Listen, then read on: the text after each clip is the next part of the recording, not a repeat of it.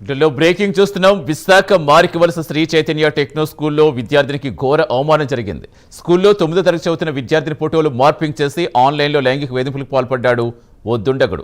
ఈ ఘటనతో విద్యార్థుల పేరెంట్స్లో ఆందోళన మొదలైంది.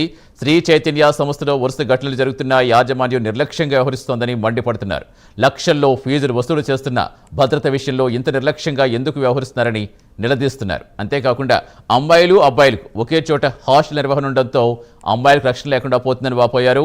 మార్పింగ్ ఫొటోస్తో తల్లిదండ్రులు పోలీసులను ఆశ్రయించారు. పూర్తి సమాచారం ఇచ్చేందుకు మా deputy input editor Vasu join అవుతున్నారు. వాసు, రీసెంట్ గానే చూస్తాం టెక్నో స్కూల్కి సంబంధించి చైతన్యలో చాలా ఇష్యూస్ బయటకు వస్తున్నాయి. అయినా ఎందుకు ఇలా కంటిన్యూగా రిపీట్ అవుతున్నా, ఎందుకు యాక్షన్ తీసుకోలేకపోతున్నారు? ప్రతి ఇష్యూ ముఖ్యంగా ఉత్తరాంధ్రలో ఉన్నటువంటి ఈ స్కూల్లో చాలా దారుణాలు వెలుగులోకి వస్తున్నాయి. ఇప్పటికి మనం చాలా కూడా వెలుగులోకి తేవడం జరిగింది. రీసెంట్ గా అనకాపల్లిలో కూడా విద్యార్థి ఆత్మహత్య చేసుకుని చనిపోవడం, విద్యార్థులు వేదిక చనిపోవడం, ఇవాళ మారికవలస ఆ టెక్నో స్కూల్లో దారుణం జరిగినట్టు కూడా సమాచారం ఉంటుంది.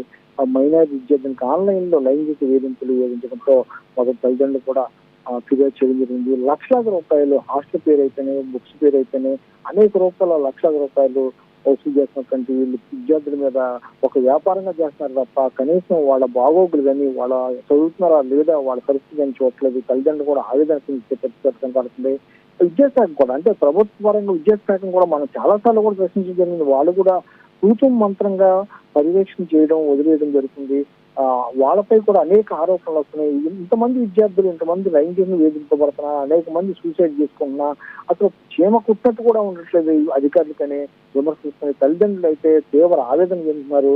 ప్రస్తుతం మారిక వరుస జరిగినటువంటి ఈ దారుణంపై అయితే విశాఖలో చర్చనీయాంశంగా మారింది. పోలీసులు అధికారికంగా ఇంకా ప్రకటించినప్పటికి కూడా దీనిపై మాత్రం స్కూల్ యాజమాన్యం నిర్లక్ష్యం పూర్తిగా కనపడట్లేదు. దీనిపై తల్లిదండ్రులు అయితే తీవ్ర ఆగ్రహం వ్యక్తం చేస్తున్నారు. ఫోటోలు మార్పింగ్ చేసి వేధించడం పట్ల ఆ మైనర్లు, మరి అందులో కూడా మైనర్లు అయ్యి కూడా ఈ విధంగా చేయడం పట్ల అసలు చదువుకుంటా వెళ్తున్నారా, ఏం చేస్తున్నారు అనేది కూడా తల్లిదండ్రులు కూడా ఆవేదన చేస్తుంది.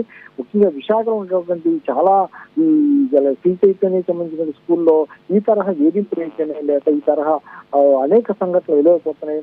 నిన్న కాక మొన్న అనకాపల్లిలో విద్యార్థి కూడా విజయవాడలో చదివినటువంటి విద్యార్థులు కొంతమంది వేధించడం వల్ల ఆత్మహత్య చేసుకుని చనిపోవడం జరిగింది. ఇలాగా అనేకమైన అంశాలు వెళ్ళిపోతున్న కూడా ప్రభుత్వం కానీ లేక అధికారులు కానీ పట్టించుకోవడం పట్ల అయితే తల్లిదండ్రులు ఆవేదన వ్యక్తం చేస్తున్నారు, ఆగ్రహం వ్యక్తం చేస్తున్నారు. ప్రస్తుతం దీనికి సంబంధించి అయితే ఆ కేసు నమోదు చేసేందుకు పోలీసులు ముందుకు వెళ్తున్నారు. Thank you Vasu.